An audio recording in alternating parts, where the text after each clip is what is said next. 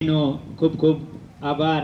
એમણે સરસ મજાની આજે આપણે રાષ્ટ્રપ્રેમ અને દેશપ્રેમની વાત કરી। રાષ્ટ્રપ્રેમ કોને કહેવાય, દેશપ્રેમ કોને કહેવાય, એટલે હું વિચારું છું કે રાષ્ટ્રપ્રેમ વિનાનો માણસ છે ને પશુ સમાન છે। માણસની અંદર જો રાષ્ટ્રપ્રેમ ન હોય તો એનો કોઈ મતલબ નથી। આપણે ઘણી પણ સમાજની પાછળ દોડતા હોય, જો દેશનું અસ્તિત્વ છે, રાષ્ટ્રનું અસ્તિત્વ છે તો સમાજનું, મારું, તમારું બધાયનું અસ્તિત્વ છે, પણ રાષ્ટ્રનો જ કોઈ આકાર નથી તો સમાજનો આકાર આપણે કેમ આપી શકીએ। પછી બીજી વાત એમણે સરસ વાત કરી કે સાથે મળીને ખાવું, એ સાથે મળીને ખાવું અને વેચીને ખાવું એ આપણી સંસ્કૃતિ છે। સાથે મળીને ખાવું, વેચીને ખાવું આપણી સંસ્કૃતિ છે, એકલા ખાવું એ વિકૃતિ છે।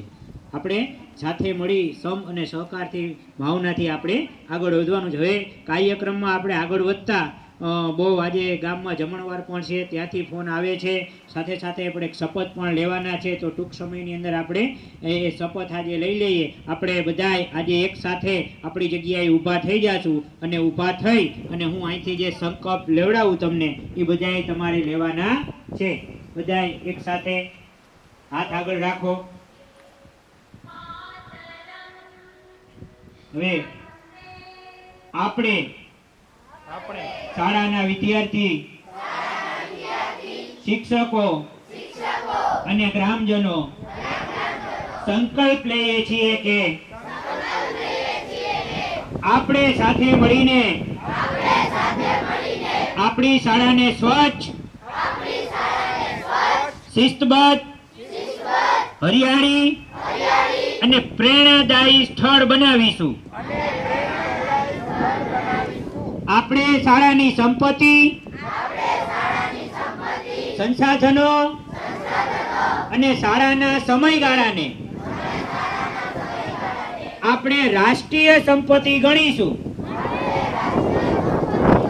અને તેનું રક્ષણ કરીશું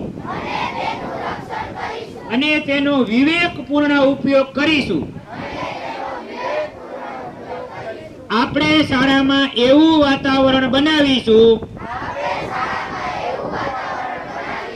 જ્યાં કોઈ પણ પ્રકારનો ભેદભાવ નહીં હોય। આપણે સૌ સંભાવ સાથે શીખવા અને શીખવાના માર્ગ પર આગળ વધીશું। આપણે શિક્ષણને માત્ર જ્ઞાનના સાધન તરીકે નહીં પણ ચારિત્ર નિર્માણ, સ્વ વિકાસ, સમાજ સેવા અને રાષ્ટ્ર સેવાના માધ્યમ તરીકે સ્વીકારીશું। આપણે શાળાને ફક્ત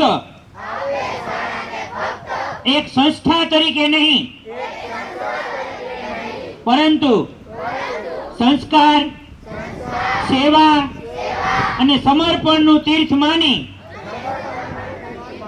એનું ગૌરવ વધારવા આપણે સતત પ્રયત્નશીલ રહેશું। છેલ્લે આપણે સૌ દ્રઢ સંકલ્પ લઈએ છીએ આપણી શાળા આપણું તીર્થ છે, આપણું સ્વાભિમાન છે,